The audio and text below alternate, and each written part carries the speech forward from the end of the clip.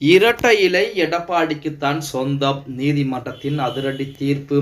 நண்பர்களே, அதிமுக தொண்டர்களாக இருந்தீங்க அப்படின்னா நம்ம சேனலை மறக்காம சப்ஸ்கிரைப் பண்ணிக்கங்க. இந்த வீடியோ பிடிச்சிருந்துச்சு அப்படின்னா ஒரு லைக் பண்றதுக்கு மட்டும் மறந்துடாதீங்க. அனைத்திந்திய அண்ணா திராவிட முன்னேற்ற கழகம், அதாவது கடல் போன்ற மிகப்பெரிய ஒரு இயக்கம். அந்த இயக்கத்தை அழிக்க நினைத்தவர்கள் கண்டிப்பாக அழிந்து போவார்கள். நம் கண் முன்னே அழிந்து கொண்டிருக்கிறார்கள் அப்படின்னு சொன்னா அதற்கு மாற்று கருத்துக்கள் எதுவும் சொல்ல முடியாது. நிறைய பேர்த்த நீங்க பார்த்துக்கிட்டே இருப்பீங்க. அதிமுக கடந்த 2021 சட்டமன்ற தேர்தலிலே வெற்றி பெறக்கூடிய ஒரு கட்சி. கண்டிப்பாக வெற்றி பெற்றிருக்க வேண்டும். ஆனால் தோல்வியை தழுவியது. அதற்கு யார் முழுக்க முழுக்க காரணம் அப்படிங்கிறது உங்கள் அனைவருக்குமே தெரியும். அதன் காரணமாக அதிமுகவிற்கு துரோகம் செய்ததின் காரணமாகத்தான் அதிமுகவை விட்டு வெளியேற்றப்பட்டு மறுபடியும் அதிமுக ஒன்றிணைய வேண்டும் அப்படின்னு சொல்றாங்க.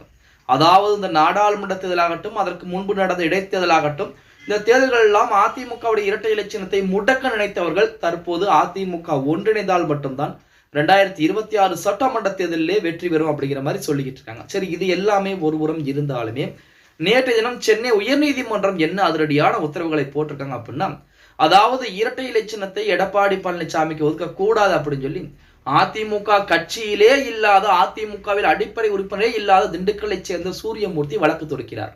அந்த வழக்கை ஏற்று தேர்தல் ஆணையம் பார்த்தீங்க அப்படின்னா எடப்பாடி பழனிசாமியோடும் சரி, அதே போல ஓபிஎஸ் தரப்பு, அதே போல சூரியமூர்த்தி அந்த நபரின் மீது வாதங்களை பூராமே எழுத்துப்பூர்வமான வாதங்களை வாங்கியிருந்தாங்க. இதற்கு எதிராக எடப்பாடி பழனிசாமியும் வழக்குகளை தொடுக்கிறார். அதாவது தேர்தல் ஆணையம் இந்த மாதிரி செய்யக்கூடாது.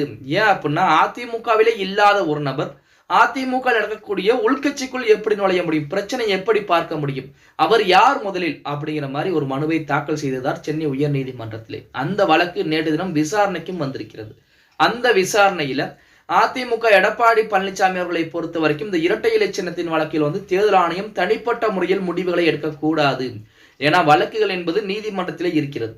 அது மட்டும் இல்லாமல் அதிமுகவிலே இல்லாத நபர் அப்படின்னு சொல்லி எடப்பாடி பழனிசாமி வழக்குகளை தொடுத்திருக்கிறார்.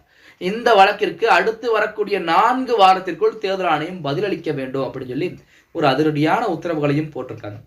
இது எடப்பாடி பழனிசாமிக்கு மிகப்பெரிய ஒரு வெற்றியாகத்தான் பார்க்கப்படுகிறது. ஏன்னா அடுத்து ஈரோடு இடைத்தேர்தல் என்பது வரப்போகிறது. ஈரோடு கிழக்கு தொகுதி இடைத்தேர்தல் வரப்போகிறது. அந்த இடைத்தேர்தலில் அதிமுகவுடைய வேட்பாளர் நிறுத்தப்பட்டால் கண்டிப்பாக அதிமுகவுடைய சின்னம் என்பது வேண்டும். அதற்குள்ளாகவே இரட்டை இலை சின்னத்தை முடக்கி விடலாம். அப்படி இரட்டை இலை சின்னத்தை முடக்கினால் மட்டும்தான் நாம் அதிமுகவிற்குள்ளே போக முடியும் அப்படின்னு சொல்லி ஓபிஎஸ் அவர்கள் தற்போது தப்பு கணக்கு என்பது போட்டுக் கொண்டிருக்கிறார். அதாவது தொண்டர்கள் மனம் வைத்தால் மட்டும்தான் அதிமுகவிலே ஓபிஎஸ்க்கு இடம் என்பது இருக்கும். இல்லை என்றால் கண்டிப்பாக இறுதி வரைக்கும் அதிமுகவிலே ஓபிஎஸ் வருவதற்கு வாய்ப்புகள் என்பது இல்லை அப்படின்னு சொல்லலாம். ஓகே गाइस, வீடியோ பிடிச்சிருந்தா மறக்காம ஒரு லைக் பண்ணி விட்டுருங்க. அப்படி இந்த வீடியோ ஃப்ரெண்ட்ஸ் அண்ட் ஃபேமிலிக்கும் ஒரு ஷேர் பண்ண மறந்துடாதீங்க.